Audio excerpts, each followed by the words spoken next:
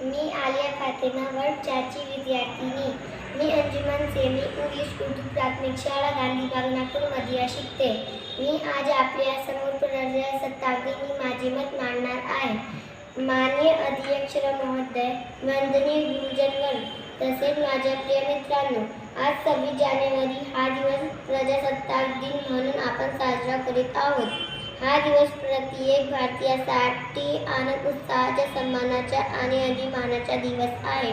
26 जानेवारी 1950 रोजी आपल्या देशात संविधान अंमलात आले. देश प्रजासत्ताक म्हणून घोषित करण्यात आला. आपल्या देशाचे संविधान हे जगातील सर्वात मोठे लिखित संविधान आहे.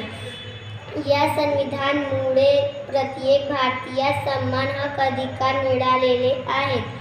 या दिवशी प्रत्येक शाळेमध्ये ध्वजारोहण करून राष्ट्रीय गान म्हटले जाते. विद्यार्थ्यांना खाऊ वाटप केले जाते. वेगवेगळ्या कार्यक्रमांचे आयोजन केले जाते. प्रत्येक भारतीयाने या दिवशी देशासाठी कार्य करण्याची प्रतिज्ञा केली पाहिजे. त्यानुसार वागले पाहिजे. शेवटी इतकेच म्हणावेसे वाटते, भारत भूमीची आम्ही लेकरे, एक राहो प्रार्थना, एक आम्ही एक आहोत, एक आम्हास राहू द्या. प्रजासत्ताक दिन चिरायू होवो. धन्यवाद.